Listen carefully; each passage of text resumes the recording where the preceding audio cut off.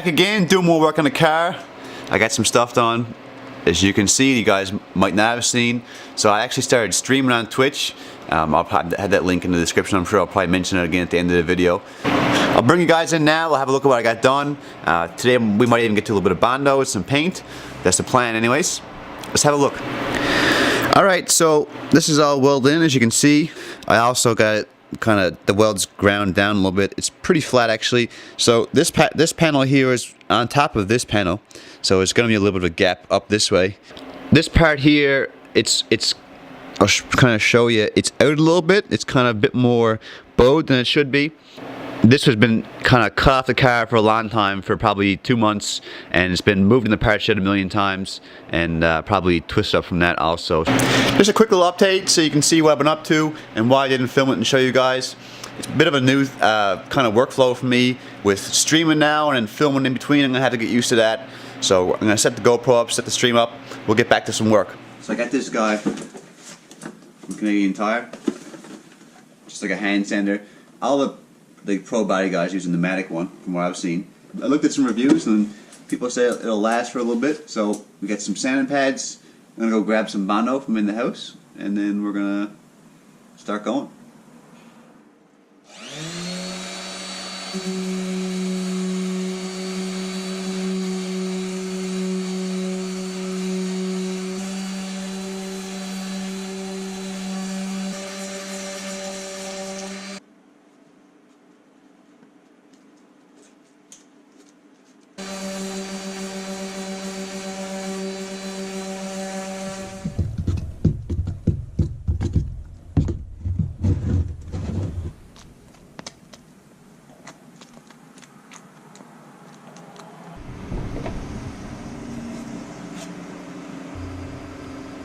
Oh.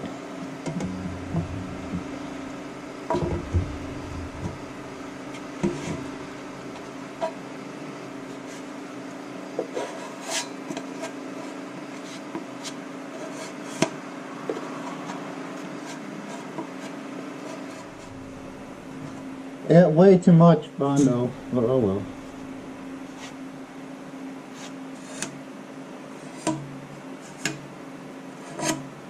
There's way too much hardener into it, which is an accident. I squirted it out too much, and I tried to fix it by making, by putting a little more filler, so it would like kind of make the ratio a little bit better. It's still way too much hardener, so it hardened like right away. Like right away, it's already too hard to work with. And that's why like I tried to put on a little more just then it doesn't spread. It just goes like goop and just goes on like snot, right? So.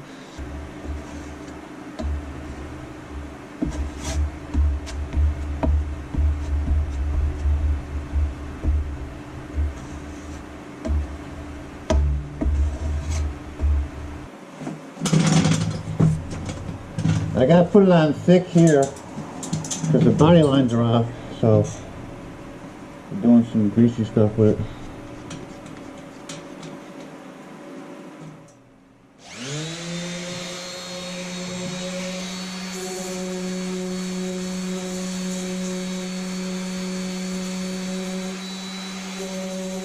Alright, so we sanded away most of what we just put on the first time, because most of that was a mistake, really.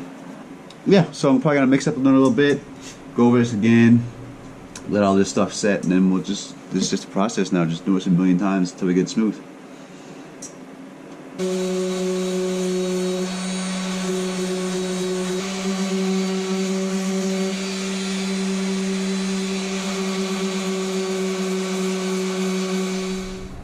Alright, so we're finished sanding. I'm going to bring you guys in and show you just before I start painting. So you can see the Bondo job I got done. This here is where we filled a little more. It's a bit thicker here. The rest of it is just normal Bondo, just kind of smoothing out rough surfaces. I still gotta actually run over this again, obviously with some finer grit stuff before I start painting. But I just wanted to show you guys the Bondo job. And over here on the door, this was exposed metal for a little bit because actually the paint flaked away. So it was a little bit pitted, so I just kind of stuck a little bit on there just to kind of fill in the pits a little bit. So I'm gonna finish sanding up, and then I guess I'll bring you back again when we're painting. Now we're back out here again. You can see I got the car kind of masked off. So I'm gonna paint that just black, just to get it rust protected. And inside I'm gonna paint, I got some rust primer they call it. I've seen a couple people use it. I'm sure it's just probably a gimmick. But I got that stuff there, so I'm gonna spray it inside the fender well, because a lot of it is bare metal that we cleaned, but then there is some kind of bare rust that I cleaned but never painted or welded, you know, kind of just excess that I had. And then I also got actually some undercoat. I forgot that I had there some spray-on undercoat, just a bit of like a rubber coating they call it. So I'm gonna do a bit of that tonight, and then when I come back, we're gonna do the real stuff, painting the body actually. Get up, let's stop. We'll see.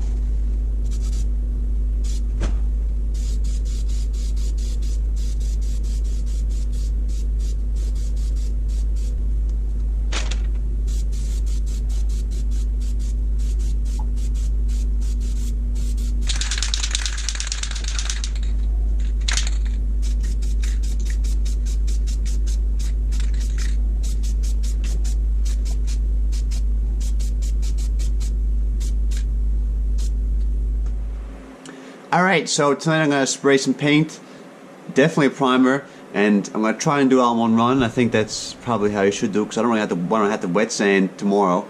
So I think we'll get most of it done tonight. We should anyways. And a quick look, I guess you can see down here, this is not masked off now because I'm going to let some of this blue overspray kind of come down into it. If the bumper was kind of pulled away or something, and the same thing down the side skirt, if it's pulled away a little bit, it's not going to be black so and look super horrible, so probably kind of blend the paint down on this a little bit. And I guess we should talk about painting technique. A little while ago I did some Googling and I watched this guy motivate, his channel is Motivated Painters on YouTube, and he got a good Instagram. And I wasn't even sure how would you blend, you know what I mean? How is blending even a thing that bodymen do? Do they just try and get a perfect match and then just paint the whole panel? I didn't know anything about it, so it seems like they do blend, but obviously it's over like a couple panels. So it'd be like if you're kind of maybe blending this, maybe you'd also blend into the door kind of idea. So maybe I'm gonna do a little bit here. I'm probably gonna try and you kind of like you'd spray and then come away a little bit just so it kind of you don't get a full spray pattern here and it kind of blends out. I don't have much confidence in that working because it's such a small area. I don't think anyone would ever try and blend in this area, but I don't want to have to go any further than I do. So what we get, and it's interesting to see how it turns out. But I rambled enough. Let's get going and start spraying some paint. I'm going to clean out the surfaces here and yeah, lay down some primer.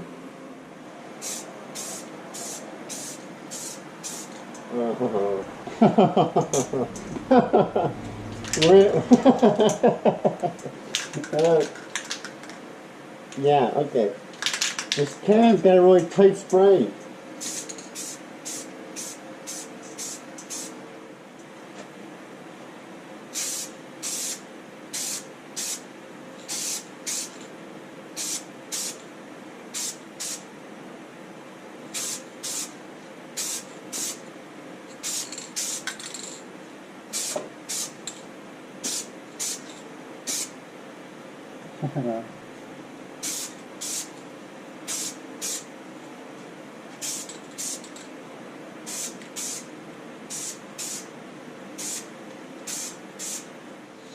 Alright, so the base coat is done. There's definitely multiple coats on all of it. Some places got more. The places you gotta see are obviously made sure it's full coverage, but some spots in the door. Actually, I had intended to spray less to save some paint, but I had lots of paint, so they're pretty much sprayed the same as the rest of it. I really think that these mixed cans, the paint matching thing would do really well, especially if you did a proper job, a lot of prep work, and if you wet sanded in between. Yeah, I think you really could make it look awesome with these cans if you took the time and really tried hard.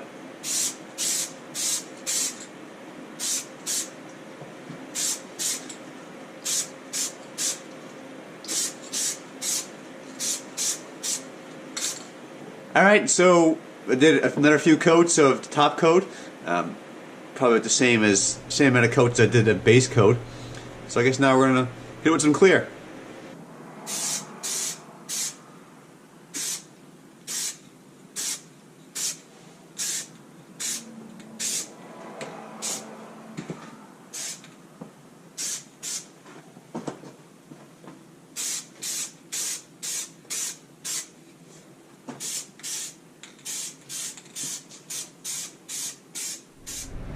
And we're finally done. I guess this kind of concludes the bodywork part of this whole rebuild, or the most important bodywork.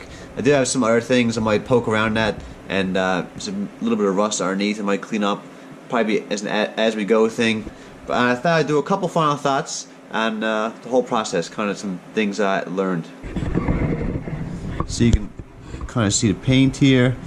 We obviously got a body line going on where we had the tape going around. Down here I think looks the best, for sure. The doors, lots of lines. And over there. And inside, it's kind of weird to see the weld. It's kind of cool. You can see where it came from. This door probably won't be open a whole lot, so. And then once I take the back seats out, this door will almost never be opened. So as you can see, it's pretty rough, right? That's what I kind of expected. That's not necessarily what we're going for, but what we thought was going to happen. And so, talk about the feathering thing. Obviously, like I thought before, nowhere near enough room to feather paint on these panels. And I think the fading thing is not too bad if you set it up properly and took some time with it. You could probably get a half decent fade. And my problem was, the biggest problem here is I faded the base and the top coat right. You know, you can see it's paint right to the line. And I'm thinking in my head now, I'm not 100% sure, but I believe you fade. I keep using that word, fade the clear past it, right? So if you were going to fade the here with base coat, say, you'd probably paint over it with clear. And seeing now, obviously, that's the biggest issue here. In this situation, you would either just paint right to the line and say, I'm going to have a hard line, or do it properly and you got to fade the clear way out. And I think it would look a lot better that way, 100%.